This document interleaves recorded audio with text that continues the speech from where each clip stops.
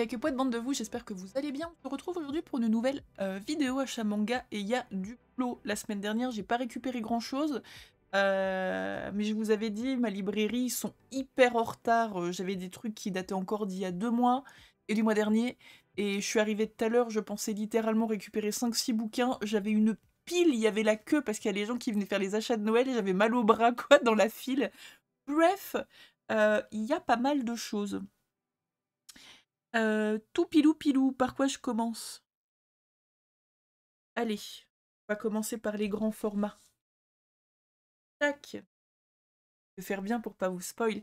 Attention, on commence en introduction avec, vous n'y croirez jamais, un manga de chat.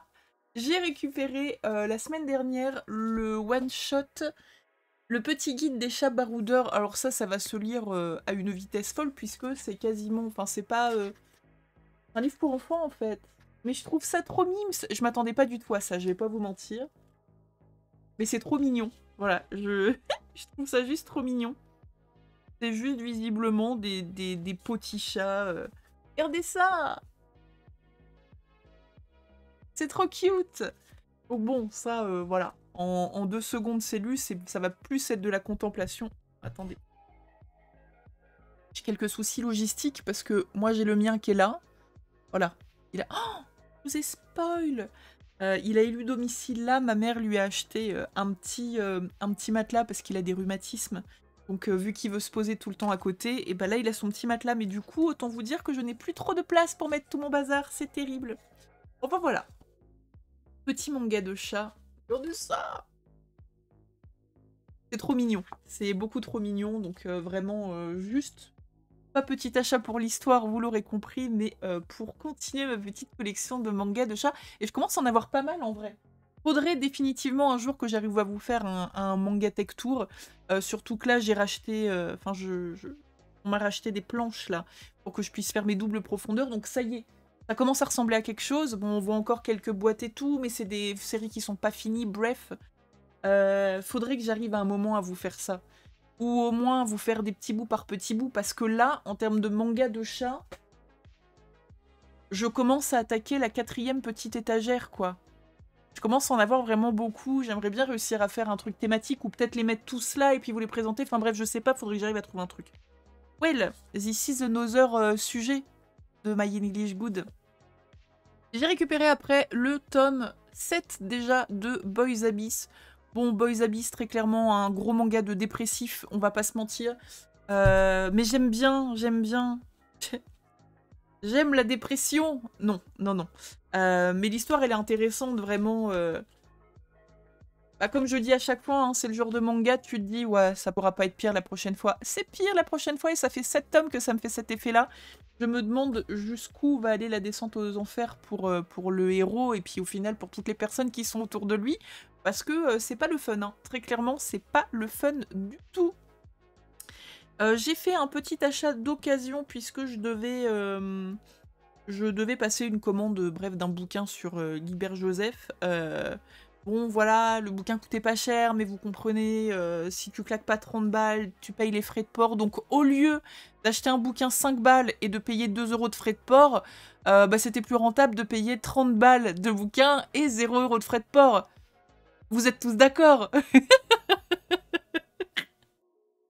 Du coup, je me suis pris le tome 4 de Solo Leveling et le tome 5, vu que j'ai un copain qui m'avait revendu là, le tome 7 et le tome 9. Voilà, je vais pouvoir en bouquiner 3 d'un coup, il m'en restera un à choper, et puis j'ai essayé de me mettre à jour tranquillou pipou. Petit webtoon. Voilà. J'ai hâte de voir ce qui va se passer. J'avais bien aimé les 3 premiers, même si, comme je disais, il me semble la dernière fois, je trouve que la progression du personnage principal, elle va beaucoup, beaucoup trop vite. On va voir comment ça se stable, ou est-ce que ça va toujours aussi vite, mais est-ce qu'au final, il n'arrête jamais d'évoluer? Je ne sais pas. Mais hâte de découvrir la suite. On verra ce que ça donne. Ils ont un peu morflé dans le carton, ça fait chier. Il y avait un trou dans mon carton. Genre, what the fuck, quoi. Il y avait un trou dans mon carton quand il est arrivé. Bon, il n'y a pas eu de flotte ou quoi que ce soit, mais ils sont un peu abîmés. Après, ça reste de l'occasion. J'ai pris aussi en occasion, toujours pour aller jusqu'aux 30 €, hein, You Understand My Logic. Je suis toujours dans ma lecture des prisonniers Riku, mais j'ai vu qu'il y avait un spin-off sur Renoma en 2 tomes. Ils vendaient le tome 1 en occasion, donc j'ai pris le tome 1. J'aime beaucoup ce perso, en vrai. Alors là, pour ceux qui poseraient éventuellement la question, personne, mais je vous le dis quand même. Je suis arrivée genre au tome 20, un truc comme ça. Peut-être un petit peu avant. Mais c'est toujours super bien. Mais vraiment, le problème que j'ai en ce moment, c'est que je lis pas beaucoup. Pourquoi ? Parce que j'ai repris un abonnement sur World of Warcraft. Voilà. Vous pouvez totalement me juger, je me juge moi-même. Hein. J'avais réussi à décrocher du jeu de retail, là, du jeu actuel. Mais là, ils ont sorti un serveur découverte où on peut jouer des classes, mais en les faisant faire un autre rôle. Bref, je trouve ça trop cool, donc je m'y suis remise. Ça me bouffe littéralement tout mon temps, et quand j'ai fini, bah, je suis fatiguée, donc je vais me coucher. Donc j'ouvre un manga, j'ai mes yeux qui font merde. Ah bah c'était bien, bonne nuit. C'est terrible. On va donc finir avec le dernier grand format, mais pas des moindres. J'en ai entendu beaucoup de bien, il me faisait de l'œil, c'est dans la même veine que les confidences d'une prostituée que je vous avais présentée la dernière fois. On est sur Colette, mémoire d'une maison close. Enfin, mate la taille du bébé, toi. Collection Pika graphique, c'est encore un truc où je vais galérer à lire parce que si t'ouvres trop, tu pètes la tranche et ça m'énerve. Mais alors pour ceux qui connaissent, apparemment, c'est par l'autrice de Chocolat et Vanilla. Le petit manga Magical Girl, entre guillemets, enfin voilà. Donc on n'est vraiment pas sur le même registre. De quoi ça pitchouille? Bienvenue dans ce lieu où s'entremêlent rêves de liberté et espoir déchirés. Paris, début du XXe siècle. Colette travaille dans une maison close où ses journées consistent à satisfaire les moindres fantasmes de ses clients. Elle et les autres filles se soutiennent, s'entraident, connaissent des joies mais aussi des peines. Pour échapper à ce quotidien d'oiseau en cage, la seule source de bonheur de Colette se niche dans ses rendez-vous avec Léon, sans être sûre que cet amour soit réciproque. Alors lorsque ce dernier ne vient plus la voir, la dépression s'empare d'elle. Voilà, vraiment, je n'entends que des retours positifs. J'espère y trouver autant de plaisir, entre guillemets, si je peux utiliser ce mot-là, mais dans ma lecture de Confidence d'une prostituée, qui était absolument incroyable, je trouve. Je trouve ça trop bien, en fait, qu'ils fassent... qu'il y ait des mangas sur des diversités de thématiques qui arrivent là de plus en plus. Enfin, franchement, je trouve que l'édition, elle est belle, en fait. Enfin, j'ai les Dragon Head en Pika graphique. J'ai un manga aussi de Tsutomu Takahashi. J'ai le petit manga en 2 tomes, là. J'ai la flemme de me retourner. Ouais, j'ai la flemme de me retourner, ouais, ok. J'aime bien les éditions Pika graphiques, même si c'est des gros pavés, voilà. Et je trouve ça très joli. Et pour ceux que ça intéresse, il coûte 25 €. Quand même, hein, mais bon. C'est mal la taille du bébé, quoi. Alors, après les grands formats, les petits formats. Attendez, j'essaye de stratégiser. Ça, j'ai récupéré ça cette semaine. Ça, j'ai récupéré ça la semaine dernière. Oh, je suis contente, il y a des mangas de chat. 1, 2, 3. Il y a 3 mangas de chat. Avec celui de tout à l'heure, ça fait 4. Donc ça rattrape quand même, la semaine dernière où il n'y en avait pas du tout. Traumatisme. Au secours.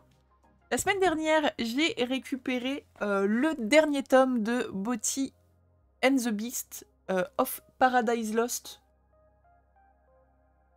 de Kaori Yuki. Voilà. Et j'ai quelque chose à vous dire. Ce sera probablement dans la vidéo de Noël, enfin bref, fin du mois, début du mois prochain, parce que là, il n'y a plus d'autres sorties.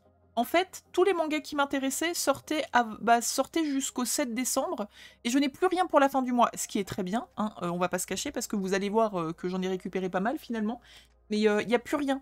Donc c'est cool, mais en fait, pour ceux qui ne le savent pas, Kaori Yuki, c'est vraiment mon autrice de manga préférée. J'ai commencé à lire des mangas avec Kenshin le Vagabond et Angel Sanctuary.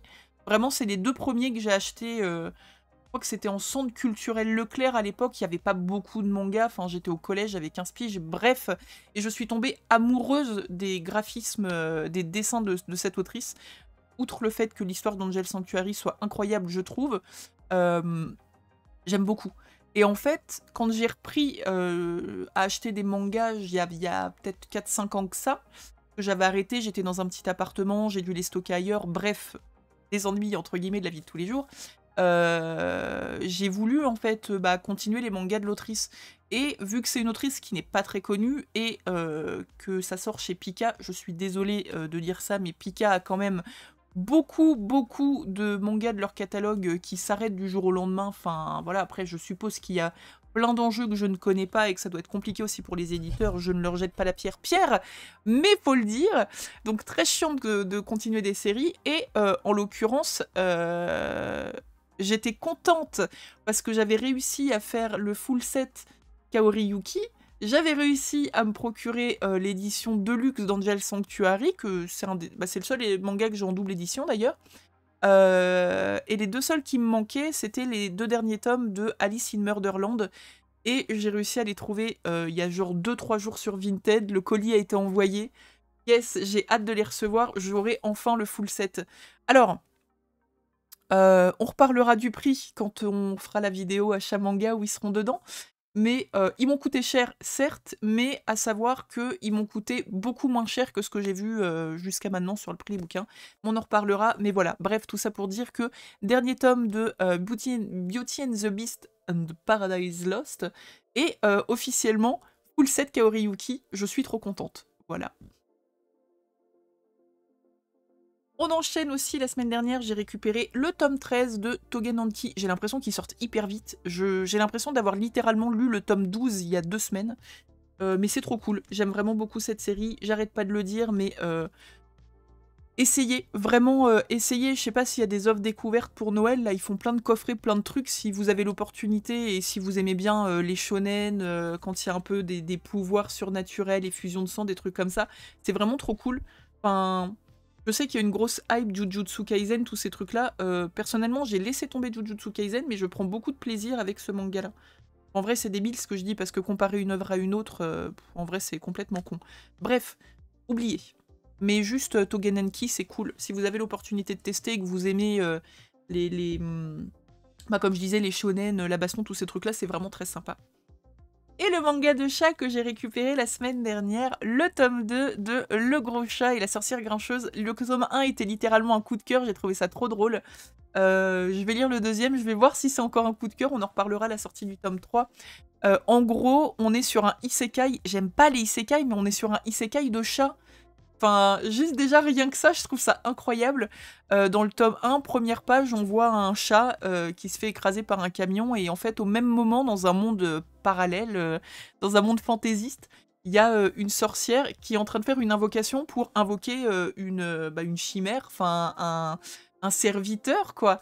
Et c'est un gros chat, donc le gros chat qui s'est fait donc écraser par le camion, qui arrive, sauf qu'il arrive en taille XXL.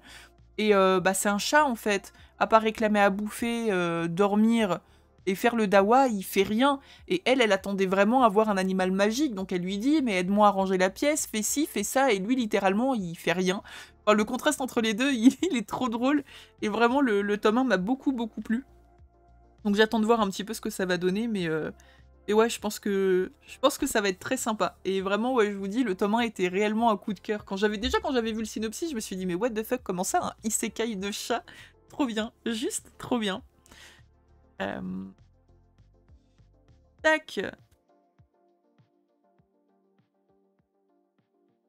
Un petit manga qui a mis plus de 2 mois de retard à arriver par chez moi, mais du coup que je suis très contente de récupérer. C'est enfin La Danse du Soleil et de la Lune, le tome 5. Par l'autrice de Kazane, la voleuse de visage, entre autres. Voilà, juste je suis très contente que le tome 5 arrive. Malheureusement, ça fait, enfin, les tomes sortent tellement lentement. Bon, je pense que ça suit le rythme de parution, hein. J'avoue que j'en sais rien, mais ça m'étonnerait, vu que ça sorte lentement, qu'il y ait déjà 15 tomes de parus au Japon. Mais j'avoue qu'en vrai, il y a un monde où je me dis que je vais peut-être les mettre de côté et les lire quand il y en aura plus de sorties ou qu'elle sera finie, parce que vu que ça sort pas, entre guillemets, sur un rythme traditionnel de 2-3 mois, je me rappelle plus de l'histoire, et je sais qu'elle est cool parce que on est sur un truc un peu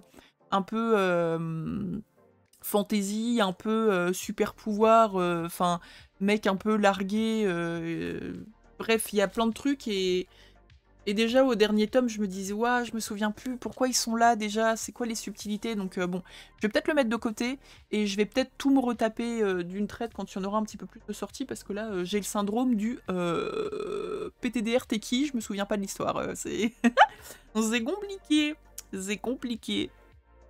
Et nous allons donc passer à tout plein de trucs que j'ai récupérés cette semaine, et il y a plein de trucs cool. Oui, déjà on commence avec le tome 3 de Kami-sama School, qui est par l'autrice des Carnets de l'apothicaire. C'est très clairement ce qui m'a fait rusher dedans quand il est sorti. Et c'est trop cool, c'est trop cool.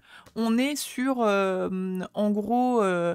un Japon où les divinités ont une grosse place, et du coup il y a certains individus qui ont des pouvoirs de divinité, qui vont du coup dans une école de divinité, et on suit en l'occurrence cette poupette-là, qui a un nom dont je ne me souviens pas bien évidemment, Nagi. Nagi, visiblement, me dit le dos de le dos du bouquin, qui en fait se retrouve, par une péripétie que je ne vous spoilerai pas, à intégrer une école de Kami-sama alors qu'elle n'a pas de pouvoir, enfin qu'elle croit qu'elle n'a pas de pouvoir. On sait pas trop, mais du coup voilà, il y a plein de choses qui se jouent autour de ça, c'est très très cool. Elle va rencontrer forcément plein de camarades de classe qui sont un peu ronchons, un peu débiles, un peu rigolos, mais qui fait que l'histoire ça match extrêmement bien. Les dessins, bah ils sont jolis, hein, pour ceux qui connaissent les Carnets de l'apothicaire. On est sur des trucs, ma foi très propres, hein. Bien entendu, ma webcam est toujours floue, ok. Y'a que moi qui suis pas flou à ma webcam. C'est déjà pas mal. Tac. Voilà, c'est très sympa. Enfin, vraiment, j'irai pas jusqu'à dire que c'est un coup de cœur. Je vais modérer mes propos. Mais c'est très très cool et j'aime beaucoup. Enfin, en tout cas, j'ai beaucoup aimé les 2 premiers tomes. J'espère apprécier autant la suite. On arrive bientôt à la fin de la série Dragon Quest Emblem of Roto. J'ai masse retard sur ma lecture. J'ai beaucoup de retard, c'est toujours aussi dense. En fait, le truc qui me fait chier avec ce manga, c'est que c'est hyper intéressant, mais c'est hyper dense. Il y a des cases, enfin... Littéralement, il y a du texte de partout, quoi. À part quand il y a des scènes de combat. Du coup, j'aime bien quand il y a des scènes de combat. Mais, enfin...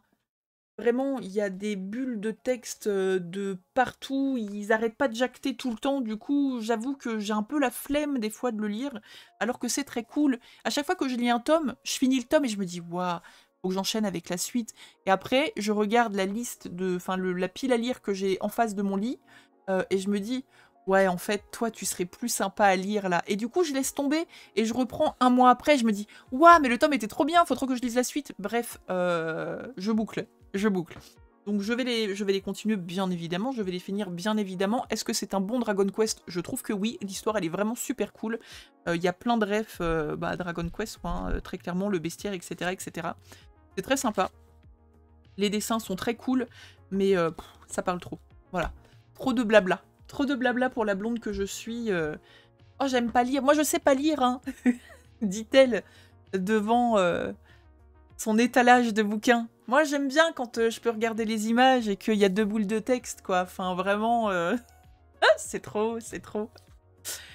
Je passe donc au tome 2 de The Summer Hikaru Died. Je crois que je l'ai bien dit. Le tome 1 m'a assez surprise. Alors vraiment, le tome 1, c'est un manga que je me suis acheté parce que j'en entendais plein de bien sur les réseaux sociaux. C'est pas toujours une bonne idée d'acheter les mangas où on entend plein de bien sur les réseaux sociaux. Il y en a beaucoup qu'on finit sur Vinted, hein, très clairement, mais pas celui-là. J'ai trouvé ça hyper cool. En gros, le pitchou, c'est qu'on va suivre 2 amis qui sont au collège ou au lycée, je ne sais plus. Il y en a un des 2 qui s'égare en forêt, et il revient. Sauf que, celui qui ne s'est pas égaré en forêt se rend compte qu'il y a une couille dans le potage, quoi. Et en fait, il se rend compte que c'est lui, mais c'est pas vraiment lui. Et au final... on apprend, c'est dans le pitchou, hein, c'est littéralement dans les premières pages, on apprend qu'il y a un truc, on sait pas quoi, mais qu'il y a un truc qui a pris possession du corps de son ami, que du coup son ami est mort et qu'il est revenu, mais physiquement c'est son corps, mais c'est pas lui dedans, quoi. Un peu chelou. Et du coup, il y a plein de questions en fait, il y a vraiment plein de questions. qui se joue autour de ça. Il y a un petit aspect... alors, il se ressent oui et non, je sais pas. Enfin, je pense totalement qu'il y a un petit aspect yaoi. Alors, je mets des gros guillemets à ça, parce que j'ai l'impression que son ami... Enfin, l'ami de Hikaru, au final, avait développé des sentiments amoureux à son égard, ce qui rend la rupture et le fait qu'il revienne en n'étant pas tout à fait lui encore pire pour lui. Enfin voilà, il y a vraiment beaucoup de choses qui se jouent, puisqu'on est sur plusieurs tableaux. Il y a la rupture du fait qu'il perde son ami, la rupture du fait que, encore une fois, c'est une perception personnelle, je ne sais pas s'il y allait partager, mais le fait qu'il perde la personne qu'il aimait.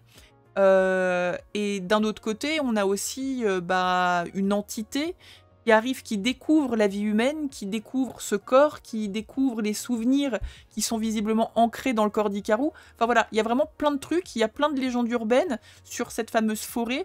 On apprend plein de trucs. Le premier tome était hyper énigmatique, mais assez sympa pour très clairement me donner envie de continuer. Donc j'attends de voir ce que va donner le tome 2. Mais ouais, c'était plutôt pas mal. C'est un peu glauque. Enfin, très clairement, on est sur du seinen, hein. Faites pas lire ça à des gamins. Je pense que c'est pas le bon plan. Mais très sympa, et j'attends de voir la suite. Mais voilà. Pour l'instant, le tome 1 m'a bien convaincu. On continue ensuite avec le tome 11 de Ranking of King. On continue à suivre les histoires de Boyji. Ça y est, on est dans du 100% inédit pour moi, puisque j'ai arrêté l'animé. Je sais que je le dis à chaque fois, mais en fait, dans le dernier tome, on était encore un peu dans ce que j'avais vu dans les premières pages. Mais après, plus du tout. Donc ça y est, on est sur du 100%. Du 100%, je vais découvrir ce qui se passe après pour Boyji. Pour Boyji et Ombre. Mais toujours très cool, vraiment, je vous le conseille à 3000%. C'est vraiment... Ça, pour le coup, c'est vraiment une lecture coup de cœur, hein. Au début, je voulais pas l'acheter parce que je trouvais les graphismes pas beaux. Je trouve qu'il y a des améliorations au fil des tomes, mais ça reste simple, quoi. Enfin, très clairement, on est sur des traits très simples, mais limite, je trouve que la simplicité des dessins servent vraiment l'histoire. Enfin, il y a vraiment... il aurait pas fallu que ce soit plus chiadé que ça. Je trouve que ça matche très bien. Vraiment. On continue avec le tome 21 de Shine, mon petit manga doudou. J'aime vraiment trop, petit manga de mode, alors que j'aime pas la mode du tout. Mais c'est vraiment trop bien. Je le dis à chaque fois, il est catégorisé en shoujo chez Nobinobi. Je comprends pas les catégories de manga. Est-ce qu'il est shoujo juste parce que ça parle de mode? Je comprends pas. Pour moi, on est totalement dans un shonen, parce qu'on a deux persos qui sont en mode dépassement de soi. Certes, ils jouent pas au foot, ils ont pas des super pouvoirs, pas des trucs comme ça, mais vraiment, c'est un manga qui est inspirant. On lit ça, on se dit, mais ouais, vas-y, moi aussi, dans la vie, je vais faire des trucs de malade. Peut-être justement parce que enfin, pour le peu que vous fassiez un transfert avec vous, votre carrière, vos études, etc., ou juste vos rêves, en fait, de ce que vous voulez faire dans la vie, vous pouvez transférer totalement avec nos deux persos principaux. Une qui rêve d'être mannequin alors qu'elle fait 1m60, et l'autre qui rêve de devenir couturier alors qu'il est issu d'une famille hyper modeste qui n'a pas les moyens de lui financer ces études-là. Mais voilà, il se passe toujours des trucs incroyables, c'est hyper beau visuellement. Enfin, hop, je vais cacher la bulle parce que je veux pas savoir non plus ce qu'elle raconte. Mais les dessins sont vraiment hyper jolis. Alors encore une fois, moi la mode, ça me passe jusque là-bas, quoi. Mais c'est beau. Enfin, quand il crée des trucs, je trouve que le dessinateur arrive à donner envie, quoi. Et encore une fois, on n'est pas du tout... un peu, en fait, comme... mince, comment ça s'appelle? Comme Aohashi, dans le genre où j'aime pas du tout le foot, mais le manga arrive à me faire m'intéresser au foot. Bah là, j'ai aucune affinité particulière avec la mode. Le manga me fait apprécier la mode. Comme par exemple aussi, mince, comment ça s'appelle? Blue Giant, je n'aime pas particulièrement le jazz. Le manga arrive à me faire m'intéresser au jazz. Enfin vraiment, on est totalement dans ce genre de manga-là. Et je vous le conseille aussi à donf, quoi. Genre vraiment encore un manga dont on n'entend pas beaucoup parler, je trouve, mais qui est incroyable. On enchaîne avec un truc qui n'a rien à voir, Dan Dadan, manga complètement décalé. Je me poile toujours autant devant ce manga. On est déjà au tome 9, je trouve ça incroyable. Encore des covers absolument insane. Bon, il s'est encore passé n'importe quoi la dernière fois. Hop là, voilà qu'on a Godzilla. un truc comme ça. Donc je ne sais pas ce qui va se passer encore dans ce tome, mais à n'en pas douter, je vais encore lire ça avec le smile jusque-là, en mode mais c'est n'importe quoi. Vraiment, ce manga est un ovni. Voilà, juste un ovni. J'aime pas, j'arrête pas de le dire, mais j'ai beaucoup de mal avec l'humour japonais, entre guillemets, de façon générale. Il y a vraiment pas beaucoup de mangas dits d'humour qui me font glousser, quoi, mais celui-là, bah, ça match. Voilà, ça et Konosuba, soit béni, monde merveilleux. C'est vraiment les deux mangas qui matchent incroyablement bien dans mon humour de merde. Donc c'est parfait. On va ensuite sur le tome 15 de The Fable. Il me semble, si je dis pas de bêtises... Désolée, ça râle. Arrive. Il me semble, si je dis pas de bêtises, qu'on arrive bientôt, entre guillemets, à la fin de l'arc 1. J'ai vu passer qu'il y avait un arc 2 qui arrivait, qui avait commencé à être... la parution au Japon, enfin je crois que c'est découpé comme ça, cette série-là. Mais bref, toujours aussi cool. Donc on est avec un assassinateur qui doit arrêter d'assassinater pendant 1 an et qui doit vivre dans une vie totalement lambda, voilà, bosser, se faire des amis, etc. Sauf qu'il est totalement décalé et que sans le vouloir, il arrive à se mettre dans des situations totalement improbables où il continue son boulot d'assassinateur, mais sans vraiment assassinater parce qu'il n'a pas le droit. Enfin bref, c'est dinguerie. Il est complètement décalé, il n'est pas du tout au fait des normes. Enfin, vraiment, c'est très très sympa. On est entre des vrais mecs, des vrais yakuza de la pègre et tout, et lui qui est un peu au-dessus de tout ça, c'est vraiment sympa. J'aime beaucoup The Fable. Mon coup de cœur absolu, absolute. J'avais trop hâte de le recevoir. La cover, elle est incroyable. Les liens du sang de Shizuo Oshimi. D'ailleurs, au mois de janvier, il y a une nouvelle série de l'auteur qui sort là. J'ai trop hâte de le découvrir. Tome 14, il me semble qu'on est dans pas longtemps à la fin. Donc, comme je vous disais, hein, je vous parlais de manga en citant Dragon Quest qui a beaucoup de blabla. Bah là, on est totalement sur du contraire. Hein. La patte en fait de Oshimi est très particulièrement dans ce manga-là. C'est vraiment qu'il arrive à vous faire passer des émotions de zinzin juste avec des planches où il n'y a pas spécialement de texte dessus. Enfin, un peu. On arrive à ressentir le malaise des persos, on arrive à ressentir la tristesse, on arrive à ressentir surtout le désarroi. C'est une dinguerie. Vraiment, c'est... Enfin, moi, j'ai commencé les œuvres de Oshimi avec les liens du sang. Je sais même plus comment je suis partie là-dessus. J'ai tout acheté. Voilà, ils sont tous là. Donc là, il y a les liens du sang, il y a Dans l'intimité de Marie, il y a...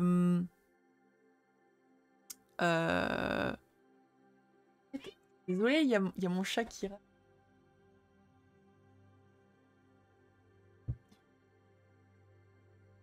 Hop, il y a... bon, je sais plus, mais bref, ils sont tous là, j'ai plus. Mais ils sont tous là, je les ai tous lus, je les trouve tous très cool, mais lui, c'est vraiment mon bébé absolu. Je trouve que c'est un chef-d'œuvre. Voilà, pour l'instant, ce manga est un chef-d'œuvre, mais dès le tome 1...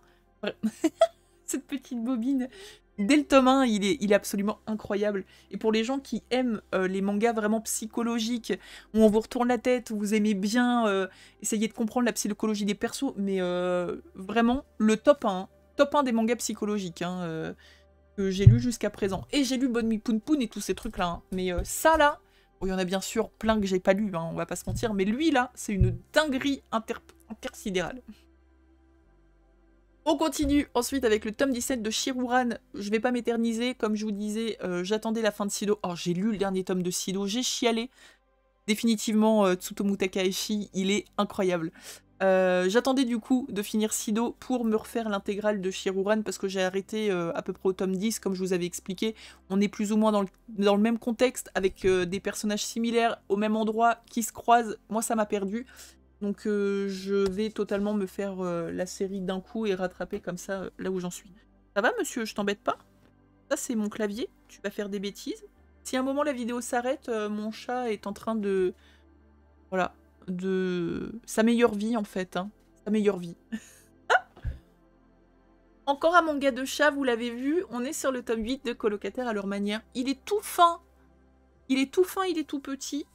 Mais c'est pas grave. Si vous aimez les mangas de chat, je vous le conseille à 1 milliard de pourcents. J'en avais déjà parlé, je pense que je le dis en fait à chaque fois, mais on n'est pas sur une histoire incroyable, très clairement. Par contre, la particularité de ce manga, c'est qu'il est coupé en deux à chaque fois.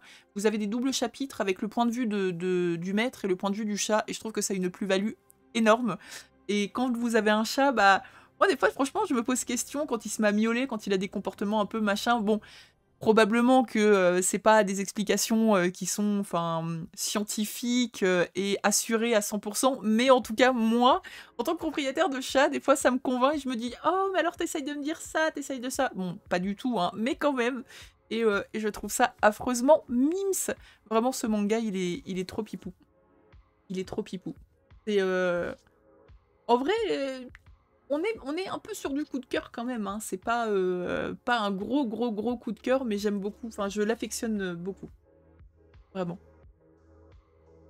Encore un manga de chat, c'est le dernier. Allez, le tome 3 de Nyang Nyang of Living Cat. Vraiment, ce titre est débile. Il était Nyang Nyang Nyang. Bref, voilà, ça.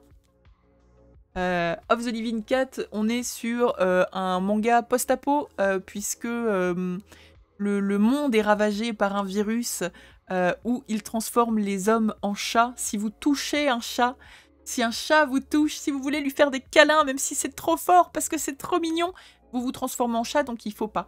Voilà, donc on suit une team de survivants. C'est complètement décalé, c'est trop rigolo. Les chats sont trop marrants.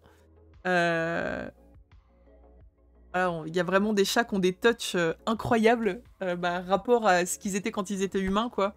C'est vraiment complètement décalé et je trouve ça trop drôle. Enfin, voilà, l'invasion féline. Donc toujours hâte de lire. Je me suis poilée sur le tome 1, j'étais en mode mais qu'est-ce que c'est que ça? Le tome 2 m'a vraiment fait marrer aussi. C'est full second degré, hein. C'est comme je vous disais, enfin, on peut se dire transposé dans la vie de tous les jours, bon bah...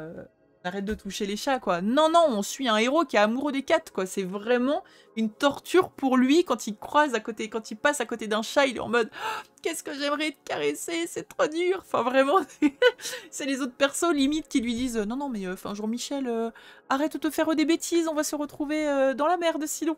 C'est vraiment trop rigolo. Moi, monsieur s'installe. C'est bon, vous êtes bien? Très bien.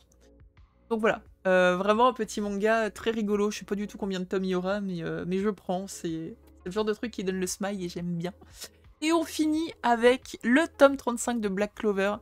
Regardez-moi ce BG ultime sur la cover. Je vais le lire, voilà. Je vais le lire. J'aime trop Black Clover, c'est trop bien. Je sais pas, alors j'ai entendu dire qu'il allait y avoir une pause à un moment dans le manga. Est-ce qu'elle est passée? Je sais pas. Est-ce qu'elle va arriver? Je sais pas, ça m'angoisse. C'est juste littéralement un des shonen que j'aime le plus en ce moment avec My Hero Academia. Voilà, c'est trop bien. Pour ceux qui ont testé l'anime et qui ont vraiment détesté Asta qui passe son temps à faire des ah, je comprends, j'ai arrêté aussi l'anime pour ça. La version papier, c'est bien, on l'entend pas gueuler et on peut juste apprécier l'œuvre qui est très cool. Very très cool. Voilà, et bah écoutez, à chaque fois que j'ai des gros tas comme ça, je me dis j'arriverai jamais à faire 30 minutes, ça va durer 2 heures. Et bah non, nous sommes officiellement à 33 minutes, donc je vais juste fermer ma gueule pour pas que la vidéo dure 50 ans. Il ne me reste plus qu'à vous souhaiter d'excellentes fêtes de fin d'année. Profitez bien, profitez de vos amis, profitez de votre famille si vous en avez l'opportunité. Si vous êtes tout seul, eh bien sachez que je suis avec vous. J'arrive pas à faire les cœurs de Jones, c'est terrible. Bref, vraiment tous mes vœux. J'espère que vous passerez de très bonnes fêtes. On se retrouve très vite, je pense, début janvier, puisque vraisemblablement j'ai commandé des mangas à Noël. Vraisemblablement j'ai des chèques cadeaux qui vont arriver par le boulot, donc je vais essayer de compléter des séries pour la fin d'année, début d'année prochaine. Donc je pense que mois de janvier, je vais pouvoir vous refaire une petite vidéo en mode « Alors, comment j'ai pas été sage à Noël ?» Un petit truc comme ça. En tout cas, comme d'habitude, n'hésitez pas à me laisser un petit commentaire, à venir papoter, c'est toujours avec plaisir. Je vous fais de gros bisous, prenez soin de vous et à très vite. Bye bye. Attendez, faut quand même dire au revoir mon doudou. Au revoir.